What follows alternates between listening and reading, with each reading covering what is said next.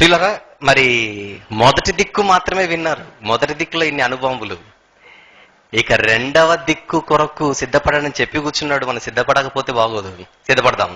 ఈ రెండవ దిక్కు ఎవరో మనకు పరిచయం చేయటకు మన మధ్యలో కె రాజేష్ అన్నటువంటి చిన్నోడు ఉన్నాడు.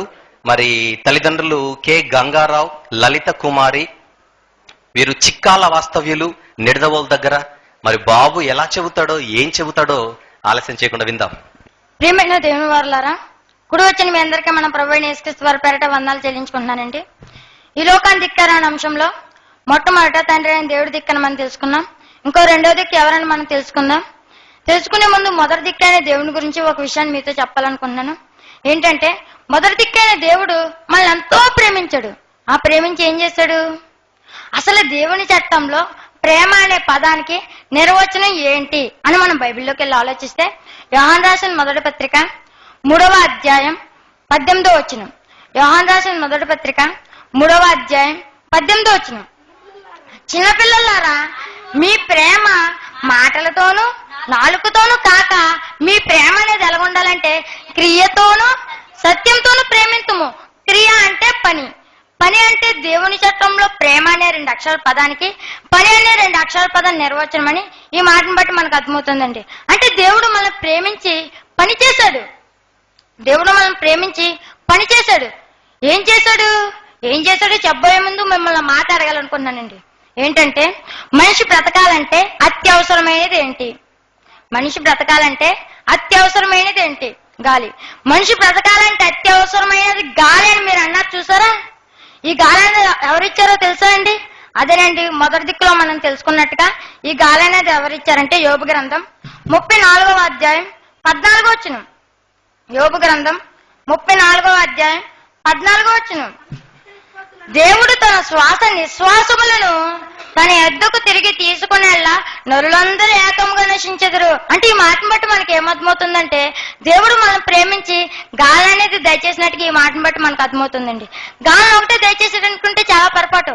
గాలితో పాటు నీరుని, ఆహారంను, సూర్యుని, చంద్రుని, ప్రకృతి అంతటినీ కలిగజేశాడు. కానీ నేను ఇదిగో మిమ్మల్ని ప్రేమించి మీకు గాలినిచ్చాను, నీరునిచ్చాను, ఆహారం ఇచ్చానని చెప్పకుండా ఏమిచ్చానని చెప్తున్నాడని మనం బైబిల్లోకి వెళ్ళి ఆలోచిస్తే, యోహాను సువార్త 3వ అధ్యాయం 16వ వచనం. యోహాను సువార్త 3వ అధ్యాయం 16వ వచనం. దేవుడు లోకమును ఎంతో ప్రేమించును. ఆ ప్రేమించి ఏం చేశాడు కింద చెప్తున్నాడు చూడండి. కాగా ఆయన తన అద్వితీయ కుమారునిగా పుట్టిన వాని యందు విశ్వాసముంచు ప్రతి వాడును నశింపక నిత్య జీవం పొందినట్లు ఆయనను అనుగ్రహించను. అంటే దేవుడు మనం ప్రేమించి తన కుమారుని అనుగ్రహించాడు. తన కుమారుని ఎందుకు అనుగ్రహించాలి? గాలి, నీరు, ఆహారం కంటే వీటన్నిటికంటే యేసుక్రీస్తు వారు మన ప్రాముఖ్యమేనండి. ఎందుకంటే గాలి, నీరు, ఆహారం అనేవి మనకి నిత్య అవసరాలు.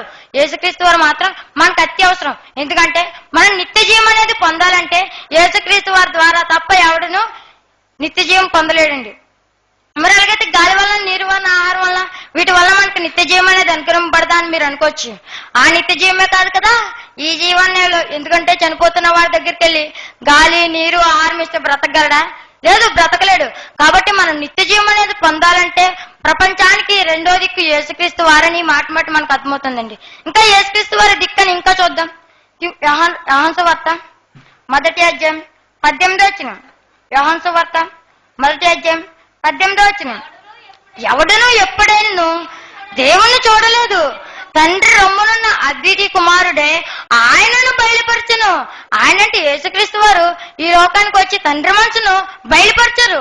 అంటే మొదటి దిక్కు తండ్రి అయిన దేవుడని మనకు తెలియాలంటే రెండో దిక్కైన యేసుక్రీస్తు వారు మాత్రమే ఈ లోకానికి తెలియజేయాలండి.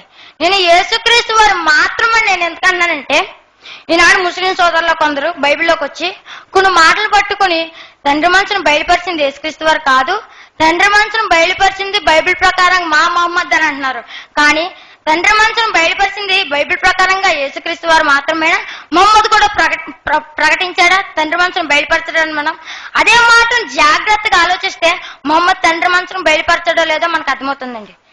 ఎవడను ఎప్పుడైనా దేవుణ్ణి చూడలేదు, తండ్రి రొమ్మునున్న అద్వితీయ కుమారుడు అనుందా?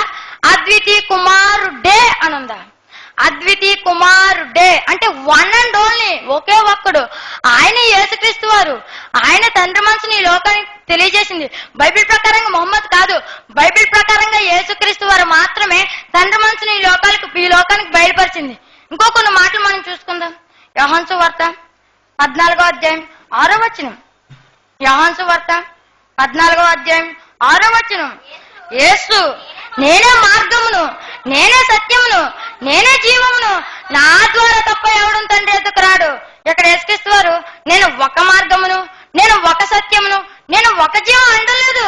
ఈ మొహమ్మద్ లాంటి వారు ఎవరొకరు మధ్యలో వచ్చి దూరతారని చెప్పి యేసుక్రీస్తు వారు నేనే అని అన్నాడు. నేనే అన్నాడంటే ఎవడు కాదని, ఇంకా ఎవరు కాదని, నా ద్వారా తప్ప ఎవడు తండ్రి ఎదుకు రాడు. మొహమ్మద్ ద్వారా కాదు, బైబిల్ ప్రకారంగా యేసుక్రీస్తు వారి ద్వారా తప్ప ఎవడు తండ్రి ఎదుకు రాడు. ఇంకో కొన్ని మాటలు మనం ఆలోచిద్దాం. కొరింథీయులకు రాసిన మొదటి పత్రిక 8వ అధ్యాయం 6వ వచనం. కొరింథీయులకు రాసిన మొదటి పత్రిక 8వ అధ్యాయం 6వ వచనం 4వ మాట. మరియు మనకు ప్రభు ఒక్కడే, ఇద్దరు అనలేదు, ఒక్కడే. ఆయన ఎవరు? మొహమ్మద్ కాదు, ఆయన యేసుక్రీస్తు. బైబిల్ ప్రకారంగా మొహమ్మద్ కాదు, బైబిల్ ప్రకారంగా యేసుక్రీస్తు వారు. ఇంకో మాట మనం ఆలోచిద్దాం. తిమోతి గారికి రాసిన మొదటి పత్రిక 2వ అధ్యాయం 5వ వచనం. తిమోతి గారికి రాసిన మొదటి పత్రిక 2వ అధ్యాయం 5వ వచనం. దేవుడు ఒక్కడే, దేవునికి నరులకు మధ్యవర్తి ఒక్కడే. దేవునికి మనకి ఒక మధ్యవర్తి ఉన్నాడంటే ఇద్దరు అంటలేదు, ఒక్కడే. ఆయన ఎవరు? మొహమ్మదా కాదు. పక్కనే రావని చూడండి, ఆయన క్రీస్తు యేసన్నరుడు. బైబిల్ ప్రకారం మొహమ్మద్ మాత్రం కాదు, బైబిల్ ప్రకారంగా యేసుక్రీస్తు వారు మాత్రమే తండ్రి మనసుని ఈ లోకానికి తెలియజేసింది. నీకు యేసుక్రీస్తు వారి దిక్కు కొన్ని రెఫరెన్స్ చూపించాను. నువ్వు పోటీకి నిలబడలే కానీ ఇలాంటి రెఫరెన్స్ నువ్వు వలసిపోయినంత వరకు చూపెడతాను. ప్రియమైన దేవుని వల్ల యేసుక్రీస్తు వారు ఈ లోకానికి దిక్కు కాదని అంటావా? నమ్మవా? పో. ఇప్పుడు భూమి గుండ్రంగా తిరుగుతుంది, నమ్మవా? పో. కరెంటు పట్టుకుంటూ షాక్ పడుతుంది, నమ్మాయని పట్టుకో. అంటే యేసుక్రీస్తు వారు తండ్రి మనసును బయలుపరచడానికి మాత్రమే వచ్చాడనుకుంటే చాలా పొరపాటు. ఇంకా ఆయన ఎందుకు వచ్చాడో మనం చూద్దాం. యోహాను సువార్త 1వ అధ్యాయం 29వ వచనం. యోహాను సువార్త 1వ అధ్యాయం 29వ వచనం 2వ మాట. ఇదిగో లోక పాపమును మోసుకుని పోవు దేవుని గొర్రె పిల్ల. యేసుక్రీస్తు వారు మన పాపాల నిమిత్తం ఈ భూలోకానికి వస్తే నేడు ముస్లిం సోదరులు ఆయన మీద నింద మోపి తండ్రి మనసును బయలుపరిచింది యేసుక్రీస్తు వారు కాదు, తండ్రి మనసును బయలుపరిచింది మా మొహమ్మద్ అని అన్నారు.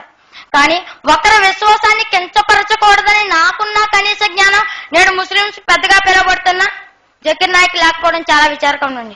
ఒకనాడు జకీర్ నాయక్ గురువైన అహ్మద్ దేదాతో బైబిల్ గురించి తప్పుడుగా మాట్లాడినందుకు అతని జైశాల్ తాతయ్య మట్టి కరిపించి మంచం ఎక్కించాడు. మరలా ఈనాడు నువ్వు అదే కోతకొస్తున్నావు. నిన్ను మట్టి కరిపించడానికి జైశాలి తాతయ్య వరకు అవసరం లేదు, 3వ తరంలో పుట్టిన మేము చాలు నిన్ను మట్టి కరిపించడానికి. బైబిల్ ఓపెన్ యూనివర్సిటీ అనే మా కోటను నువ్వు ఢీక్కోవాలనుకున్నావేమో. ఢీక్కోవాలనుకుంటే గేటు ముందు సైనికులుగా నిలబడిన మమ్మల్ని దాటుకుని వెళ్ళాలి. గేటు దాటేటప్పుడు నీకు చుక్కలు చుమ్మిగేస్తాం. మనం చెప్తున్నాం, క్రీస్తు గురించి కానీ బైబిల్ గురించి కానీ తప్పుడుగా మాట్లాడావో నీ వెన్నెలో వణుకు పుట్టించడానికి తాతి వరకు అవసరం లేదు, 3వ తరంలో పుట్టిన మేం చాలు నీ వెన్నెలో వణుకు పుట్టించడానికి. ఇన్ని మాటలు చెప్పినా మాకు యేసుక్రీస్తు వారి దిక్కు కాదు అని ఎవరన్నారో వారందరి గురించి ఒక మాట రాయబడిందండి. ఆ మాట చూసుకుని మనం ముగించుకుందాం.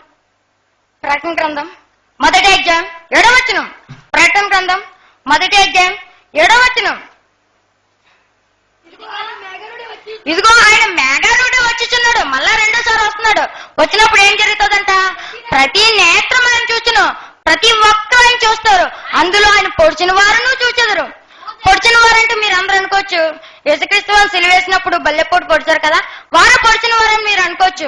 కానీ పొడిచిన వారంటే ఎవరంటే ఎవరైతే దేవుని గురించి తప్పుడుగా మాట్లాడుతూ యేసుక్రీస్తు వారు తండ్రి మనసును బయలుపరచలేదని ఎవరైతే అన్నారో వారందరూ ఆయన పొడిచిన వారే. ఆ పొడిచిన వారు యేసుక్రీస్తు వారు రెండో రాకడలో యేసుక్రీస్తు వారిని చూసి ఏం చేస్తారంట? భూజనులందరూ ఆయన చూసి రొమ్ము కొట్టుకుందరు. ఇంకా యేసుక్రీస్తు వారు దిక్కాలని మేము నమ్మలేదే, ఆయన తండ్రి మనసును బయలుపరచలేదు, మేము తప్పుడుగా మాట్లాడామని రొమ్ము కొట్టుకుందరు. కాబట్టి అవును ఆమేన్. కాబట్టి ఈ మాటలన్నిటిని బట్టి నువ్వు దిక్కని ఎంచుకున్నావో, యేసుక్రీస్తు వారి మార్గంలో నువ్వు నడుచుకున్నావో, యేసుక్రీస్తు వారి రొమ్మున నువ్వు ఆనుకుంటావు, లేదా యేసుక్రీస్తు వారి దిక్కు కాదని అంటావో నువ్వు రొమ్ము కొట్టుకుంటావు. అవును ఆమె నువ్వు రొమ్ము కొట్టుకోవాలని రాయబడిందండి ఇక్కడ. అంటే ఈ మాటలన్నిటి బట్టి మనకు తండ్రి మనసు తెలియాలన్నా, యేసుక్రీస్తు వారి గురించి మనకు తెలియాలన్నా ప్రపంచానికి ఏకైక దిక్కు యేసుక్రీస్తు వారండి. యేసుక్రీస్తు వారు అంటే మొదటి దిక్కు తండ్రి అయిన దేవుడు అని మనం తెలుసుకున్నాం, రెండో దిక్కు యేసుక్రీస్తు వారు అని తెలుసుకున్నాం, మూడో దిక్కు ఎవరైనా ఆలోచిస్తున్నారా? అయితే వినడానికి సిద్ధపడండి. వెరీ గుడ్ నాయనా, వెరీ గుడ్.